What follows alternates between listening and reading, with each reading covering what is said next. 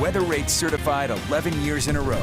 All right, welcome back. We have meteorologist Garrett James in for Nate Larson today. Now, Garrett, we talked about how we saw some sunny skies today, but yesterday here in northern Utah, it was looking anything but June with the rain. So we're seeing this weekend here in Utah, weather-wise, you get a little bit of everything, don't you?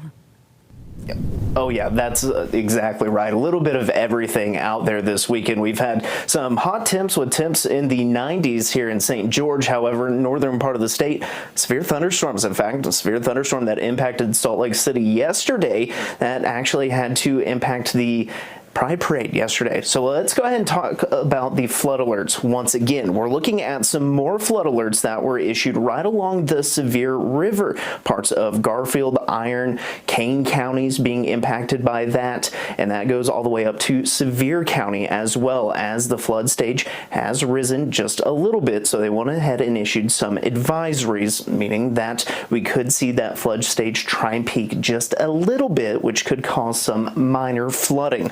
Let's go ahead and take a look at currents out there. Look out over the ABC4 studio. We can see some cumulus clouds overhead showing that there could be a little bit of rain out in that neck of the woods. However, in Moab, we can see those cumulus clouds. In fact, earlier we could see some showers out that direction. But meanwhile, we are looking at some more cloudy skies, at least towards St. George. 93 degrees here right now, 78 in Salt Lake City, 77 in Provo, 79 in Ogden, 71 in Logan. Let's go ahead and take a look at the radar. We can see there's a few thunderstorms all across the Beehive State at the present time. We take a zoom into the north. We can see some up towards Park Valley, up towards the northwest. See a couple little spotty showers right along the Wasatch Front, and even over some towards the Uinta Mountains at the present time, even a couple showers out towards Duchesne and the Duchesne River at the present time. But towards the south, we can see a few more showers out over towards Kanab and a little bit further to the east. Some of these I'm not going to rule out maybe evaporating before they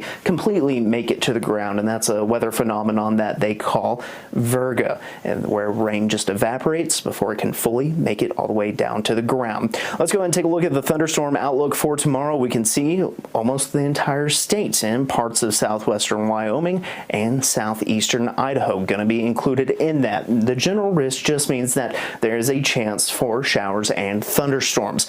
However, severe weather, while not anticipated, an isolated severe thunderstorm cannot be ruled out of the forecast. If we did see any, it would be for tiny hail, some gusty winds, brief downpours, a little bit of frequent lightning. So let's go ahead and take a look at the FUTURECAST. It shows that the showers and thunderstorms for the remainder of the day today are going to start to die down, and overnight tonight will clear up just a little bit, but like clockwork, towards about 2 o'clock in the afternoon, we'll be looking at showers and thunderstorms developing once again, this time right along I-15 between Salt Lake City and all the way down towards Beaver and Cedar City. These are going to continue until the night hours once again, then we'll start to dry out. But heading over into Tuesday, looks like we are going to look at some scattered thunderstorms towards the northern half of the state, but towards the southern half, bit more isolated, maybe even just a slight chance at that. That's going to continue, and then we will start to dry out, rinse and repeat once again.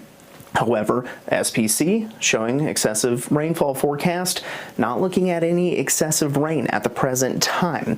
And that is going to lead to hardly any flash flood potential for tomorrow. However, Arches and the San Rafael swell, maybe an isolated flash flood can't be ruled out due to an isolated thunderstorm out that way. Temperatures tomorrow mainly going to be in the mid to low 80s north of the I-70 corridor, but towards the south, going to be a little bit hotter, 90 towards Bluff, 93 towards Lake Powell, 95 for St. George. Look at the Wasatch Front. It shows that we're going to be looking at thunderstorm chances over the next 7 days, just like chances on Friday and Saturday, but towards St. George, those rain chances a bit more isolated. We can see temperatures staying mainly in the 90s. Back to you, Sarah.